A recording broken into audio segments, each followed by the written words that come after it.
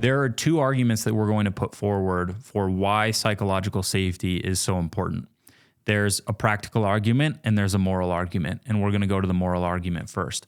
The moral argument hinges on this statement: human beings have inherent value. This is a question that we need to ask ourselves as leaders. Do I, as a leader, believe that humans have inherent value?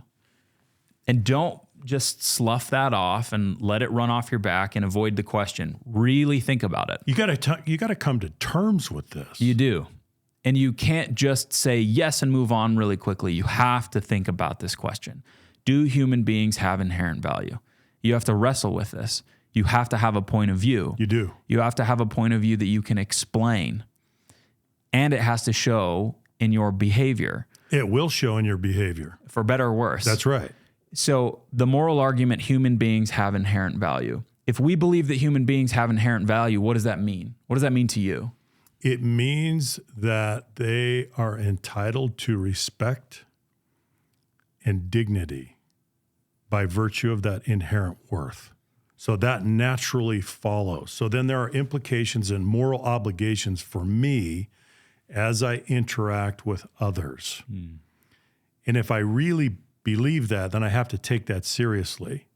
And if I fall short, then I have to do some personal reckoning, and I've got to do better. You use the word entitled, and I think that that's interesting in this context because your argument is that human beings have a threshold level of respect that they're entitled to by virtue of our shared humanity. It's also, you can pose the question to yourself: do you believe that you have inherent value? Why? And eventually you probably will get down to this idea that, well, it's because I'm human. There's some latent, inherent, intrinsic value. Yes. Well, if that's true for you, is it true for other people?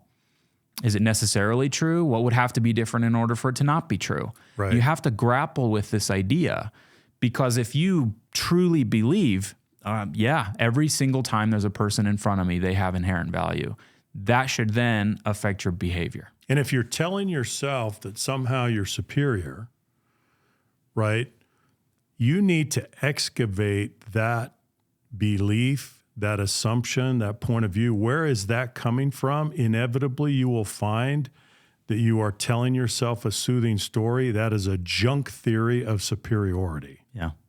Well, and another way to look at this is that every time, let's say that we say we believe this, every time we transgress that law and we disrespect the person in front of us, we make a personal attack, maybe it's overt, maybe less so, we're transgressing that law, and we're saying, actually, in reality, in practical terms, we maybe don't believe this so much. Right. We maybe think that you're not so entitled to the respect that we said you were. So this is something that we really do have to come to terms with. It's something that we need to express culturally and needs to shine through in our behavior as leaders. So that's the argument number one, the moral argument. Let me qualify that a little bit, Junior, just so we don't get confused. Yeah. It doesn't mean you agree. Yeah, of course. Right? It doesn't mean you agree. You have inherent worth, you have inherent worth, you have inherent worth, I have inherent worth. It doesn't mean we agree. But having that inherent worth and exercising, exhibiting, demonstrating the respect and the dignity that we should give each other because of that gives us terms of engagement to interact. It helps us negotiate. It helps us navigate those differences. But it doesn't mean we agree, right? So that doesn't naturally follow. No. Well, let's move on to this next one. This one's interesting to me. Let's say that you disagree with the moral argument. You're like, yeah, and I'm a bit of a nihilist. I'm very utilitarian. I just want to get the job done, right? Regardless. Yeah. Well, let's move to the performance argument. The performance argument is that the quality of interaction regulates the speed of discovery. If you are interested only in the utility of psychological safety as it relates to performance, then this is the argument that you can hang your hat on. Yeah. This is what will enable consistent execution. This is what will enable predictable innovation, because you're setting a cultural tone and you're affecting the feedback loop. That's the piece of this argument that to me is the most important, is that feedback loop.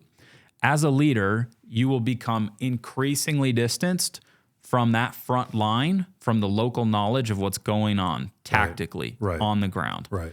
If you don't have good access to that information, then your decision-making capacity or its quality will only be as good as the information you get. And you're deprived.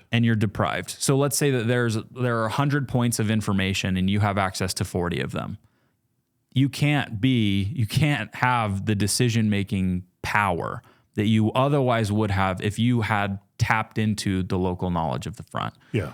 And the local knowledge of the front will only move its way up when it's culturally advantageous for it to do so.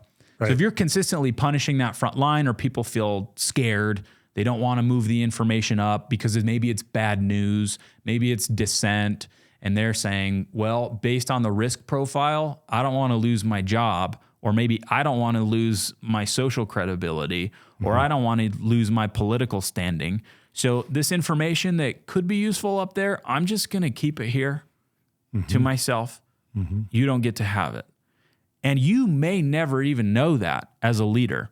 You don't know what you don't know. No, and you don't know that information's just over in the corner waiting to be unearthed. Yeah. But you're not going to have access to it because of your behavior or because of the behavior that you tolerate. Yeah.